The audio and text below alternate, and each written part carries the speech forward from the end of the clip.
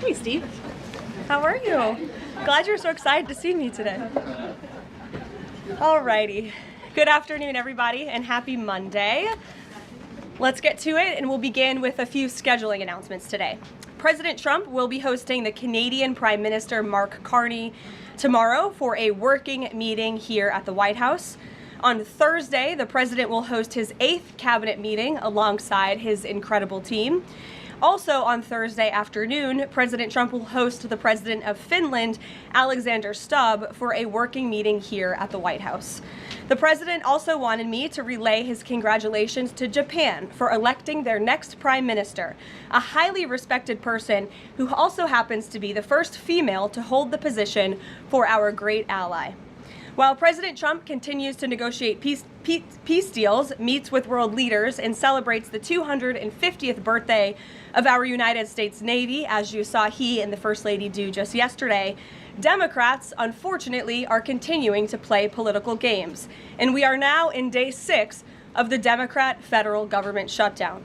Millions of American federal workers are under enormous financial stress as a result, wondering how they will pay their bills and take care of their families. If the Democrats do not vote to open the government tonight, federal workers will not receive their next full paycheck. Additionally, the special supplemental nutrition program for women, infants, and children will run out of federal money very soon. This program provides vouchers to buy infant formula, fresh fruits and vegetables, and other healthy foods for low-income families. It can be easily fully funded if Democrats simply vote tonight to reopen the government. Also, our incredible military service members who risk their lives to preserve and defend our country are now working without pay and will miss their next paychecks if this Democrat shutdown does not end tonight. The Republican-backed clean and nonpartisan funding bill fully funds this important food aid program, gets our troops paid, and reopens the government. So all of this begs the question, what is the Democrat ongoing shutdown truly about? The sad truth, we believe, is that the Democrats intentionally shut down the government and are inflicting this pain on American citizens to try and demand free health care for illegal aliens. Of course, this is an indefensible and truly radical policy to be in favor of, let alone to use as the primary reason to shut down the United States government. So the Democrats and their allies are desperately lying about their true motivations. We have to set the record straight with the facts so the American people understand what's really at play here. House Republicans passed a clean and nonpartisan funding bill to keep the government open and ensure our troops and other hardworking Americans are paid. Every single House Democrat except one voted against this clean and nonpartisan funding bill. Senate Republicans have subsequently tried to pass this same clean funding bill 4 separate times, and they will do so again tonight, to fully pass it to be sent to the president's desk for signature. And the president is ready to sign this bill to reopen the government as soon as it is sent to his desk. Yet every single Senate Democrat except 3 have voted against this clean and nonpartisan funding bill. The Democrats' current position is that the only way the American government can reopen is if illegal aliens can get free health care. Don't take my word for it, just look at what's inside of the Democrats' proposal to reopen the government. Their funding proposal would result in nearly $200 billion spent on health care for illegal aliens and other non-citizens over the next decade. To put this in perspective, $200 billion is enough money to fund the entire children's health insurance program, which provides health insurance to low-income children and women. Under the Democrats' proposal, the millions of illegal aliens who improperly were granted asylum and paroled under the Biden administration would once again be allowed to receive Medicaid benefits. It does not end there. The Democrat proposal would also require Medicaid to pay more for emergency care provided to illegal aliens than it does for American patients who are disabled, elderly, or children. When someone shows you who they are, believe them. The Democrat Party has unfortunately closed our government, costing Americans their jobs, threatening our military readiness, harming our economy, and causing chaos, all to help the illegals who broke into our country. Instead of holding illegal aliens accountable and removing them from our country, which is what this administration is trying to do every day, the Democrats want to give them the free benefits paid for by the American taxpayer. Democrats in 2025 are for illegal aliens first and Americans last. This is the reality we are unfortunately facing right now in Washington, D.C. President Trump and Republicans will not give in to these radical demands. The president and Republicans have a sacred responsibility to serve and protect the interests of their constituents, the American people. That's why we are backing a clean and nonpartisan funding bill with no strings attached to reopen the government. Democrats should do what they did 13 separate times under Joe Biden and vote for this exact same type of funding bill. Now the Senate will vote tonight for the 5th time to reopen the government on the 6th day of this shutdown. All we need are an additional 5 Democrat senators to end this madness and vote for the clean funding bill to reopen the government. If you are an American watching at home right now, call your Democrat senators and tell them to do the right thing and end this shutdown. With that, I will take your questions. Here in our new media seat today, we have Elizabeth Mitchell from the Daily Signal. Elizabeth, thanks for being here, and please kick us off. Thank you for having me. I have 2 questions. First, President Trump told reporters yesterday that firings of federal employees are taking place right now. In which departments have people already been fired from their federal jobs due to the shutdown? The president was referring to the hundreds of thousands of federal workers who have been furloughed as a result of this federal government shutdown, both here at the White House and across the entire federal government, at agencies across the board. There are federal workers who are staying home. Many of them work in the White House. You know them. Some of them sit just behind me at those desks. They are unable to show up to work right now because the Democrats chose to shut the government down. And so we're already, unfortunately, seeing the consequence of this. And then, of course, the Office of Management and Budget is continuing to work with agencies on who, unfortunately, is going to have to be laid off if this shutdown continues. And Secretary Robert F. Kennedy Jr. said the FDA was required by federal law to approve the new abortion pill last week. Is the administration considering steps to undo this in light of requests from pro-life Congress members and organizations? I think Secretary Kennedy and the Department of Health and Human Services, as I addressed in the briefing last week, were following the law, and we will continue to do so. As I said last week as well, it's not an endorsement of this drug by any means. It's just a law that they were following. Jennifer. We heard you say that you want people to call their Democratic senators. Is the president calling Democratic senators himself? Can you say what he's doing today to resolve the shutdown? Yep, I was just in the Oval Office. He was on the phone with Speaker Johnson. He's also spoken with the Senate Majority Leader, who are in touch with, of course, moderate Democrats and Democrats across the board, who we understand hopefully want to do the right thing by their constituents to reopen the government. So the president is being kept very well apprised of the ongoing shutdown on Capitol Hill. And of course, his position is very clear. There's nothing to negotiate, just reopen the government, and then we can talk about all the important issues facing our country. So he hasn't called specific members of Congress? Not to my knowledge, no. And then on the Affordable Care Act, is he willing to give more, to share more on what he'd like to negotiate on the Affordable Care Act later? Is he willing to say specifically what he would like and when? Look, the president is definitely committed to fixing and improving our healthcare system. You saw it again last week when he had one of the largest pharmaceutical companies in the world coming into the Oval Office and promising to lower drug prices by 200, 300, 100% in many cases for various types of drugs for American patients. That is a huge fix to a broken system that has been ripping off the American people for far too long. So the president's very committed to this. But right now, we need to reopen the federal government, and the president is remaining very firm in that position.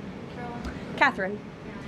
If the vote fails in the Senate today to reopen the government, would that trigger layoffs? Look, again, we hope that the vote will not fail because this administration wants to reopen the government. We don't want to see people laid off. But unfortunately, if this shutdown continues, layoffs are going to be an unfortunate consequence of that. Is there a timing for when that would happen? Well, look, we'll see how the vote goes tonight. And can you confirm, is the White House floating a proposal to cap Obamacare subsidies by denying them to new enrollees? I have not seen a proposal like that. Emily. Thanks, Caroline. The president said yesterday he was considering a phase 2 approach to Venezuela. Is the president considering U.S. boots on the ground or any kind of support of overthrowing Maduro? I won't get into any specific proposals that are being considered by the president and his national security team, but I think we've been pretty transparent and clear in the administration's view of the illegitimate Maduro regime, and the president has taken very unprecedented, tough action to end the illegal trafficking of illicit drugs into our country from Maduro's illegitimate regime. Karoline. Danny, go ahead. Thanks, Caroline. The French government has collapsed again for the fourth time in a year. And I was just wondering if there's any concern in the White House about the kind of ongoing political crisis there, and any thought about whether the President Trump's good friend, President Macron, should either call elections or even resign over that. Well, I can tell you the White House and the National Security Council are very much aware of this situation, but I think it would be imprudent of me to weigh in on French internal politics from the podium, so I will reserve comment on that. Behind you, yes. What is President Trump's expectations for talks today and I guess this week in Egypt? And is there a new timeline that the president is giving all sides to reach an agreement? Yes, there are technical talks happening right now in Egypt amongst Special Envoy Witkoff and Mr. Kushner, as well as their respective parties from all sides. What we saw take place on Friday, and I have not commented on that from the podium yet, is truly remarkable. You've seen all sides of this conflict agree that this war needs to end and agree to the 20-point framework that President Trump proposed. It's an incredible achievement, and the administration is working very hard to move the ball forward as quickly as we can. The president wants to see a ceasefire. He wants to see the hostages released, and the technical teams are discussing that as we speak to ensure that the environment is perfect to release those hostages. They're going over the lists of both the Israeli hostages and also the political prisoners who will be released, and those talks are underway, and the president is very much on the ball and is being apprised of this situation. The president had given a Sunday evening deadline. Obviously, the negotiations have extended that, I imagine. What is that new deadline? Does the president have a time frame in mind to see this phase implemented? Well, the Sunday evening deadline was to hear back from Hamas on the proposal one way or another. And of course, on Friday, Hamas put out a very clear statement in the president's view that they accept the president's framework, and that's why those technical talks are now underway. But again, we want to move very quickly on this, and the president wants to see the hostages released as soon as possible. Steve. How long do you expect those technical talks to last, Caroline? I don't want to draw a red line up here, Steve. Of course, it's very important, as I just mentioned, that we get this done quickly. That's how the president's team feels, so we can get some momentum, get the hostages out, and then move to the next part of this, which is really ensuring that we can create a lasting and durable peace in Gaza, and ensure that Gaza is a place that no longer threatens the security of Israel or the United States. What do you expect to be on the agenda for the president's meeting with the Prime Minister of Canada tomorrow? I'm sure trade will be a topic of discussion tomorrow, and all of the other issues that are facing both Canada and the United States. I know the president looks forward to having that discussion with Carney in the Oval Office. Caitlin. Thanks, Caroline. I have two questions. On the layoff of federal workers, potentially, the president said yesterday that Democrats will be to blame if federal workers lose their jobs. Historically, though, in past shutdowns, workers have been furloughed, but they have not been laid off en masse. So wouldn't that be the president's call to lay people off? As I've said repeatedly, Caitlin, this conversation about layoffs would not be happening right now if the Democrats did not vote to shut the government down. And as I also said last briefing as well, we are $37 trillion in debt, and the government is not receiving any cash. So someone has to look at the balance sheet and be good stewards of the American taxpayer dollar. And layoffs are an unfortunate consequence of that. First term, for example. Well, as I'm telling you now, this administration is focusing on checking the balance sheet and ensuring we're doing the right thing by the American taxpayer. And again, these conversations about layoffs would not be happening in the White House today if not for the Democrat shutdown. And they have a choice to change that. They have another opportunity tonight to do the right thing to reopen the government. Joey. Judge over the weekend. Sorry, my second question. A federal judge over the weekend that the president had appointed to the bench in his first term in office basically argued that he could not deploy other states' National Guards to Portland. Basically said that it was untethered, his argument, to what is actually happening on the ground. Which local officials in Portland have said that the National Guard is needed there? With all due respect to that judge, I think her opinion is untethered in reality and in the law. The president is using his authority as Commander-in-Chief, U.S. Code 12406, which clearly states that the president has the right to call up the National Guard in cases where he deems it's appropriate. And if you look at what has happened in Portland, Oregon, for more than 100 nights, I was talking to our law enforcement team about it this morning, for more than 100 days, night after night after night, the ICE facility has been really under siege by these anarchists outside. They have been disrespecting law enforcement. They've been inciting violence. We saw, again, a guillotine rolled out in front of this federal building. And so the president wants to ensure that our federal buildings and our assets are protected.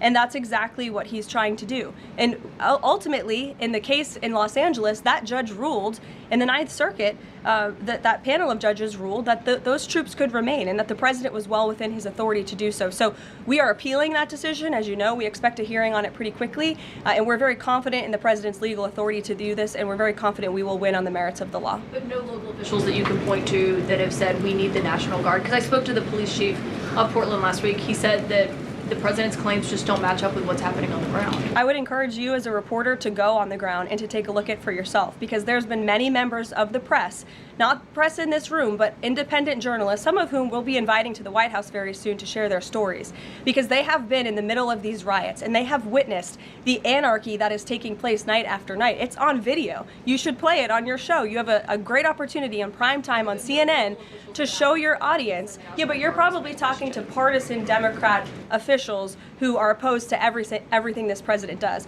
You should also ask the people who live in Portland. We've actually heard from many members of the community who have said that this is complete civil disobedience. It's a mess. It's been loud. It's been troubling for neighbors in the community who are just trying to live peacefully.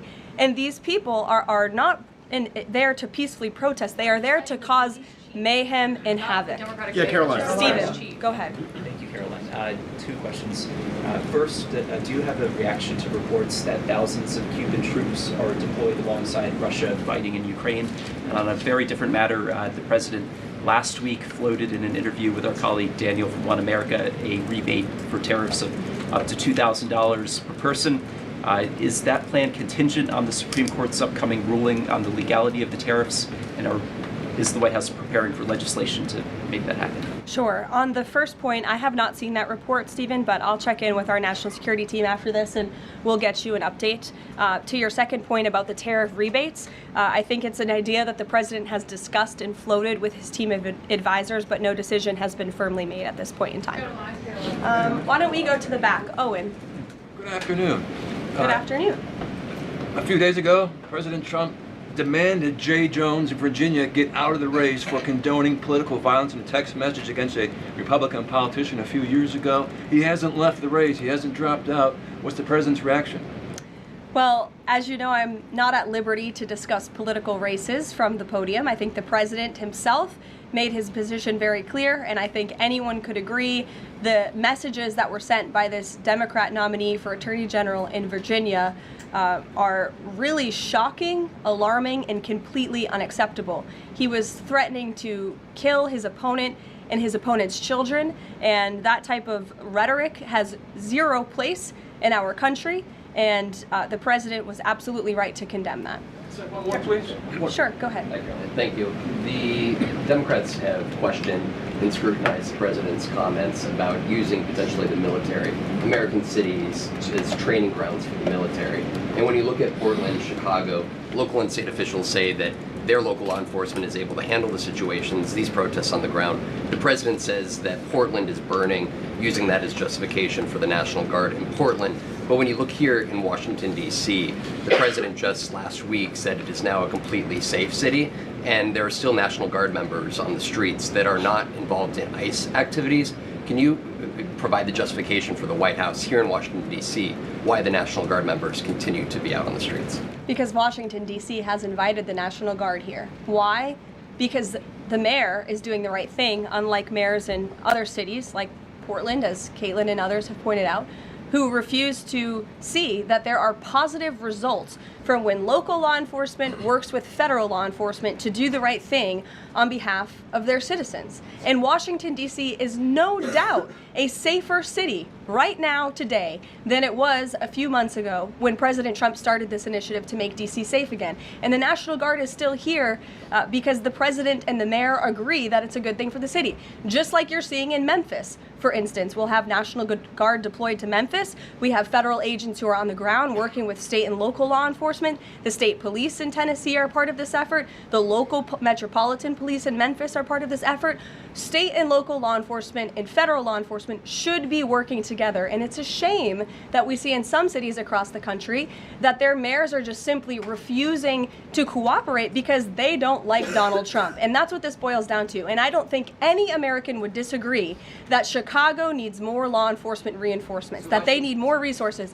Look at this headline from over the weekend. At least 30 people shot during the weekend in Democrat-run Chicago.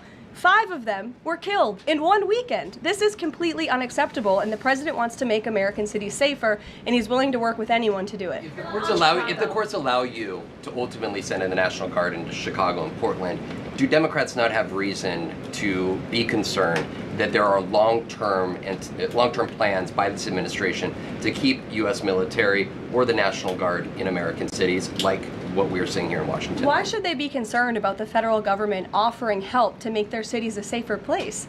They should be concerned about this. They should be concerned about the fact that people in their cities right now are being gunned down every single night, and the president, all he's trying to do is fix it. And there has been a complete smear campaign by the Democrats and the media, quite frankly. I was reading Political Playbook this morning, one of the most inside the Beltway newsletters you can find. And you guys are framing this like the president wants to take over the American cities with the military. The president wants to help these local leaders who have been completely ineffective in securing their own cities. And we have already seen there's a positive formula for that. Look at Washington, D.C. The murder rate has declined significantly. Our streets are safer. People who live here feel safer. All of you in this room, I know you do, you just won't admit it. And it's a proven system that works, and the president wants to make America's cities safe again. And I don't think there's anything wrong with that. Michael. Thank you, Caroline. 2 questions, if I may. Because the mayor wants them.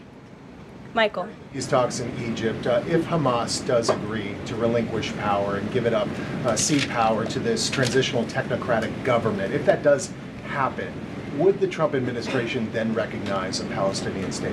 Look, I don't want to get ahead of the technical talks right now, Michael. They're extremely sensitive. They're taking place, again, as we speak, and there's a lot of, there's many things to discuss, of course. This is hopefully we expect and we hope going to be one of the greatest peace deals this world has ever seen. And the Trump administration is working diligently and working very hard to get there. And as I said, Friday, all terms agreed. We have the Arab countries who are working with us. Of course, Israel has been incredible in cooperating with the president's plan and agreeing to it. And we're very hopeful, and we expect that to continue. You tweeted about this over the Go weekend. Ahead. Thank you. I was going to you in the blue shirt and tie. Thank you, yes, Caroline. You're welcome. The Daily Mail. Today, the Supreme Court declined to hear Ghislaine Maxwell's appeal. Will Trump rule out granting her clemency? Is that something the White House is considering? It's not something I've heard discussed, and we don't comment on clemency requests that may or may not have been made, but I'm certainly not tracking that one at this point in time. Caroline. Jordan, go ahead. Thank you, Caroline. So we're talking about these radical groups in Portland and Chicago. I know the president has spoken about potentially going after George Soros with RICO charges and for funding all of this violence. Has there been any update on that? And also, is the administration looking into the other nonprofits, maybe taking away their 501c3 status for funding this violence? And then I have one more question. Sure. The financial backing of these groups, particularly Antifa, is certainly something the administration is looking into aggressively. And the federal government has never really been mobilized or tasked with doing that. So we're kind of kickstarting that into gear. The FBI is working on it alongside the White House's Homeland Security Task Force. We have our intelligence community looking into this as well. And even the Secretary of Treasury is involved with these matters since they are financial in nature. And we will continue to get to the bottom of who is funding these organizations in this organized anarchy against our country and our government. It's a question the American people have been begging the answer for many years, and we're committed to uncovering it. And when we do, I'm sure you'll be one of the first people to know. Separately, Caroline. Thank you. So Gaza, under the president's plan, is going to be governed by a transitional governance of a technocratic, apolitical Palestinian committee made up of qualified Palestinians and international experts. Now, given how radicalized the Palestinian population is in Gaza and in the West Bank, can you offer some insight or guidance into who are some of these Palestinians that are going to be considered for leadership roles in Gaza, and where are you going to be finding them, and do you have any names? We're not quite there yet, Jonathan. The president believes peace is possible in Gaza, and that's why he presented this detailed and comprehensive plan. The first step of that is securing a ceasefire and releasing the hostages, and then those conversations about ensuring a durable and lasting peace can continue. But what do you need to have peace in a region like Gaza that's been war-torn for far too long? You need security guarantees, and you need good governance. And so those will be two of the priorities that this administration is focused on. If I may, the president has said he wants the government to reopen this week in a deal. What's going to happen by the end of the week if there's no deal? What's the White House prepared to do? With no deal with what? To reopen the government. Look, as I said, unfortunately, there's going to be a lot of pain inflicted. There already is on the American public, on our troops who are not being paid, again, on women and young children who depend on critical food assistance. We hate to see this. And in fact, the Office of Management and Budget is trying to do everything they can to find funds to get out the door for these vulnerable